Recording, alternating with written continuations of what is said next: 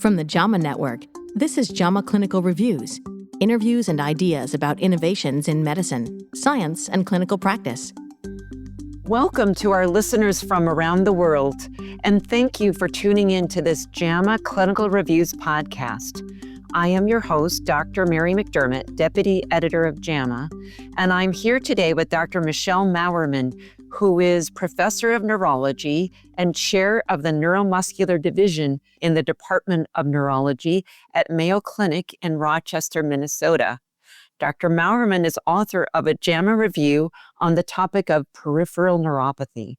Welcome, Dr. Mauermann, and thank you so much for joining us. Thank you so much for having me. It's such a pleasure to be here, Dr. McDermott. I wonder if you could start us off by telling us what is peripheral neuropathy and also what are the pathophysiologic features that identify peripheral neuropathy? Sure. So peripheral neuropathy is defined as any damage to the peripheral nerves. So usually we think of it as presenting with symptoms such as sensory loss, motor weakness, or autonomic symptoms, which are those automatic functions of our body. The reason why peripheral neuropathy happens is that there's often damage to the nerve axons. And so causes can be either that the neuron or that the cell body dies, the axons themselves can degenerate, there can be an alteration of neuronal hyperexcitability, or the Schwann cells, which are those cells that help myelinate large axons or they envelop the unmyelinated smaller axons. They provide a lot of trophic support to the nerve. So if there's damage to those supporting cells as well, that can lead to neuropathy. And why is this an important condition? Well, peripheral neuropathy is so common. It can affect up to 1% of adults. It's one of the most common consults and reasons why we see patients in neurology. It's a significant cause of morbidity worldwide due to the problems with balance, ulcerations that can develop, motor weakness, falls, all of those sorts of things. And can you tell us what are the most common causes of peripheral neuropathy? And in addition to that, what other risk factors should clinicians know about? So the most common cause of peripheral neuropathy worldwide is diabetes. So that's the one we should think of most commonly. Some other common causes can be nutritional, such as vitamin deficiency. Most importantly, that is B12 deficiency. We also think about medications that can cause damage to the peripheral nerves and are toxic to those and are common causes of neuropathy. Alcoholism is an important cause, and inherited neuropathies are also very common. One other thing that's common are the monoclonal gammopathies. And so disorders that can be associated with the monoclonal gammopathy should be thought about in patients with peripheral neuropathy as well. And your JAMA review refers to length-dependent peripheral neuropathy. Can you talk a little bit about that and how it relates to the presenting symptoms? Yes, we wanted to focus the review on length-dependent peripheral neuropathy because it's the most common phenotype of neuropathy that clinicians are going to come across in their practice. So length-dependent peripheral neuropathy means that the longest nerve axons are affected first. And so the longest axons, you go to your feet.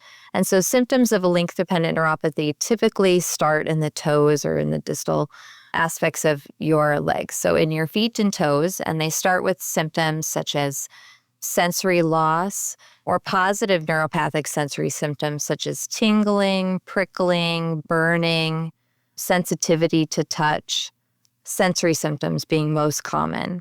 And as the peripheral neuropathy progresses, it typically very slowly in a length-dependent neuropathy, it very slowly progresses up the limb. And as it reaches the knees, it can go to the fingertips.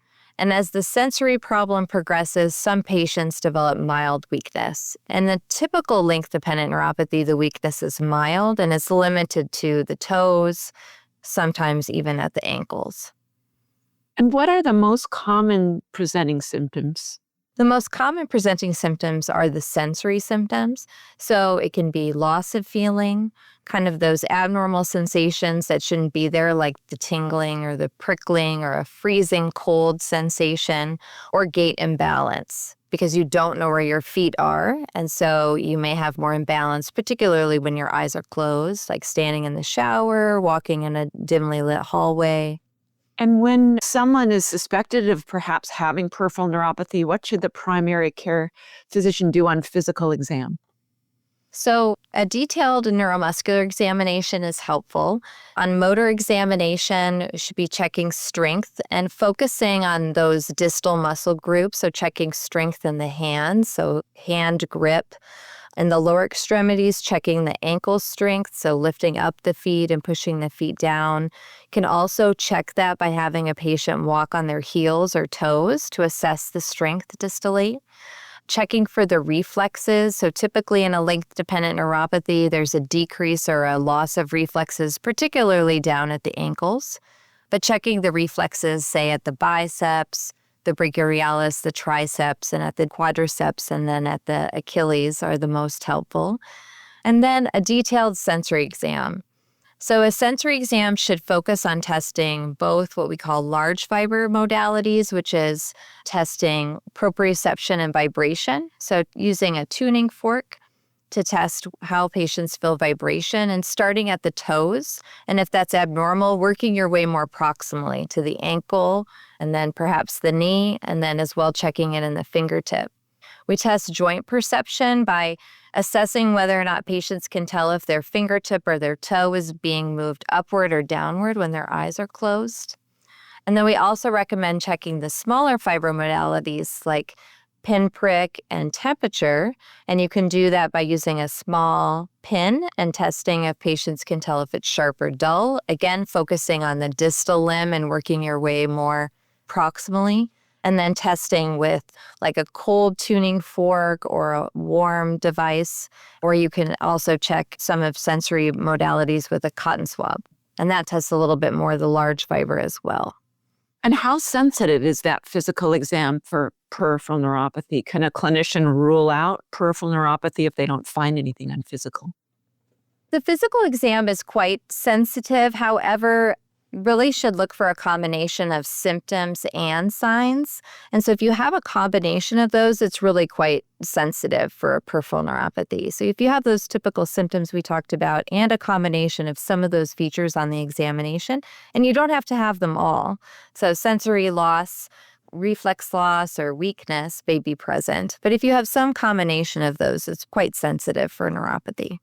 And given that, what is the role of electrodiagnostic testing for peripheral neuropathy diagnosis? Electrodiagnostic testing is very helpful for peripheral neuropathy. It is more sensitive in some ways than the examination. So in patients with diabetes, you may actually find signs of a peripheral neuropathy on the nerve conduction studies, and you may not find that clinically. They're actually more sensitive.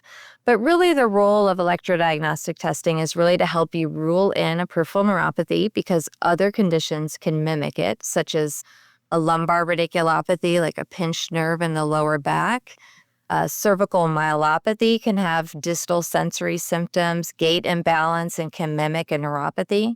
And so the nerve conduction studies, EMG, can be helpful in excluding some of those common mimickers. Another role of the EMG that's helpful is providing some evidence of the underlying pathophysiology. So one thing you can't tell from a physical exam is if the underlying pathophysiology is due to damage at the nerve axon or it's at the level of the myelin. So we call those demyelinating or axonal neuropathies. And that is really something you can only pick up from the nerve conduction studies. And that's helpful in providing evidence of the underlying pathophysiology. Like if it's axonal or demyelinating, that's something you can't pick up from a physical exam and really helps in terms of the differential diagnoses and separating causes based on that underlying pathophysiology. So if a patient has suspected peripheral neuropathy, is there a laboratory workup that should be done to find the cause? Yeah, so the American Academy of Neurology really put forth laboratory studies that should be assessed in the more common length-dependent peripheral neuropathies as those that are being most helpful, most sensitive as to the common etiologies.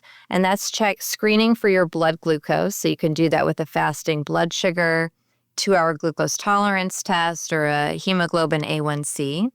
Should also check for vitamin B12, and you should do that with vitamin B12 plus methylmalonic acid. You could include homocysteine as well.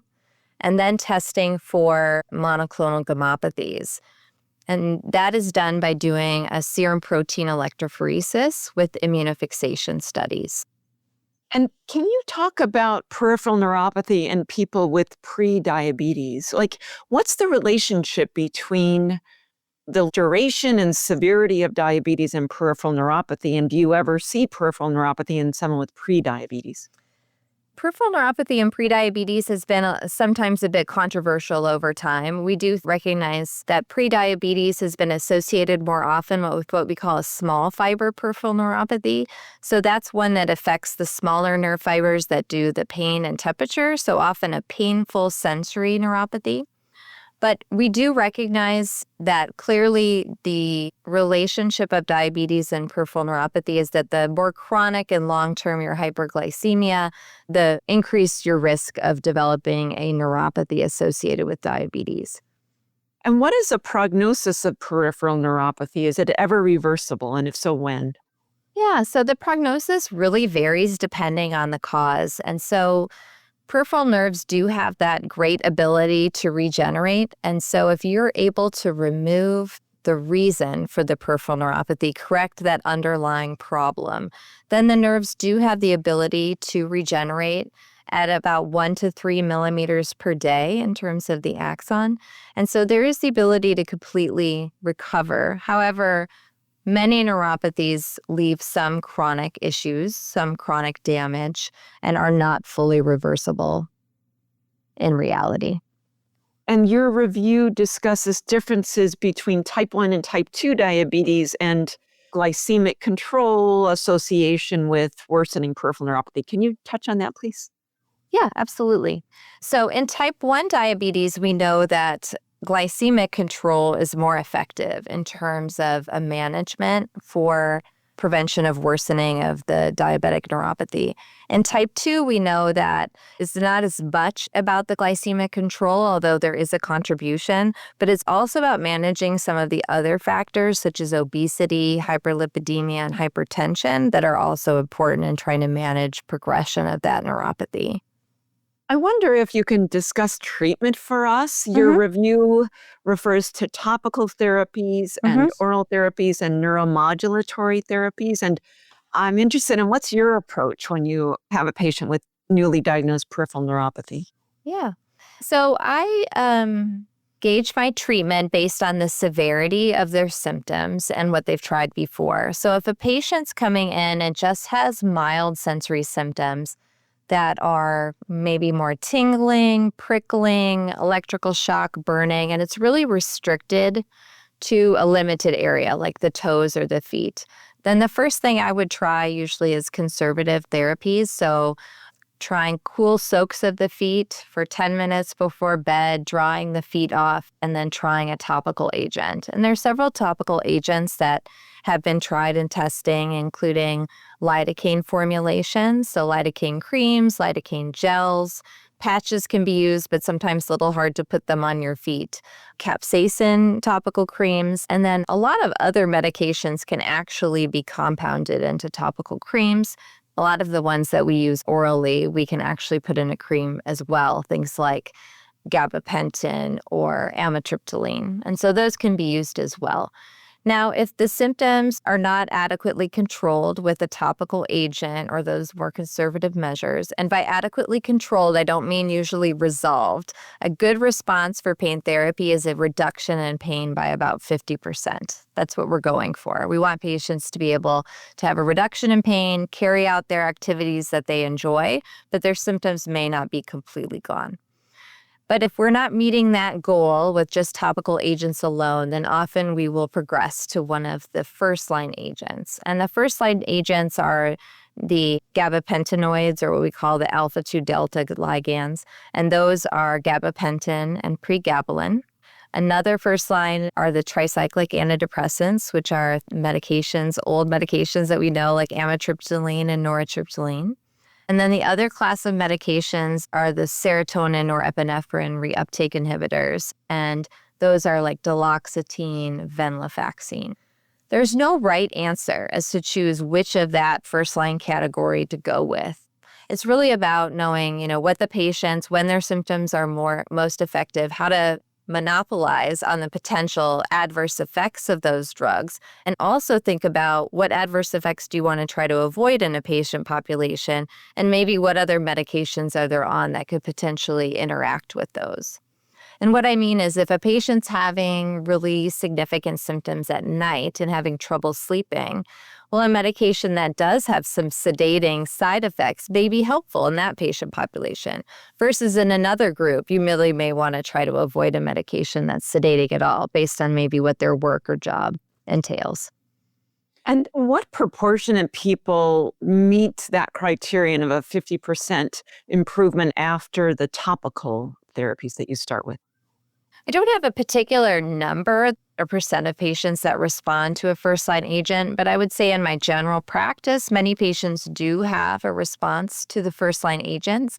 I think one of the more typical issues is that patients don't try a medication at a high enough dosage for long enough.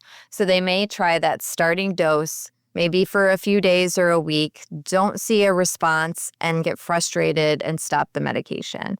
And I think what you really need to do is take a medication, try that dosage for a week or two. If it's not helping yet, but you're not having side effects, slowly working up to that goal dose and really doing that for 2 to 4 weeks to know whether or not that medication's effective. And for a large portion of people, they're going to see an improvement. Now, we do see sometimes that a patient may need to have a second-line agent added or another first-line agent added in combination. So adding another medication from one of the other classes sometimes is necessary as well. And then for the oral therapies, is there one that tends to work better, or how do you choose from all those options? Yeah, I would say there's no one that one is necessarily better than the other. I would say I typically, again, try to choose them based on their duration of action and their associated side effect profile.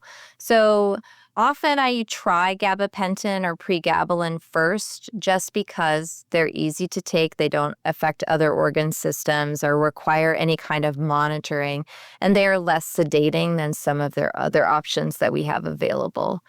Again, for patients who may be having a lot of problems at night, a lot of trouble sleeping, then I may favor a tricyclic antidepressant because of that additional sedating factor that they have at night. For those patients who have associated depression, the serotonin or epinephrine reuptake inhibitors are also ideal in that situation because you can get treatment of both of those conditions with one medication. And what dose of amitriptyline do you typically use? It depends on how well the patient tolerates medications, but usually starting in the 10 to 25 milligrams at bedtime dosing and then slowly increasing. Usually max dosage is based somewhat on weight and usually not higher than, say, 75 or 100 milligrams at bedtime. How about duloxetine? How do you dose that for this? Usually I start at 30 milligrams a day, and then if they're tolerating that, after a few weeks, increase to the full 60 milligrams daily. And your goal, again, is a 50% reduction in the... Yeah, that's correct. I mean, 50% reduction is what we've seen in clinical trials. But from a practical standpoint, I'm hoping patients can return to, activities that they enjoy doing, be able to function in their jobs and their home life. So I'm also really asking questions about that. And then when do you go to the neuromodulatory therapy? So some patients really have refractory pain despite trying several medications in the different classes, or have side effects that are really limiting using those. Or maybe it's a patient who's on lots of other medications and the interactions are problematic. And so in that case, spinal cord stimulation is the main neuromodulatory treatment that we use, and that would be at the point that I would be referring those patients. Is there anything else you'd like to add? I think also just really important is recognition that there are other treatments that are really helpful for neuropathy patients outside of just medication. One is really focusing on balance and gait training. Peripheral neuropathy, one of its main morbidities is that it leads to falls. And so having patients, work on physical therapy, working on balance exercises at home and strength, getting fitted for ankle foot orthotics or being prescribed a gait aid like a cane or a walker when needed are really important and shouldn't be forgotten because, again, we want to limit the morbidity associated with neuropathy. And then it's also important to remember these patients are at risk for ulcers on their feet. If they don't feel correctly, they can step on something and not realize that there's an injury and it could quickly become an ulcer.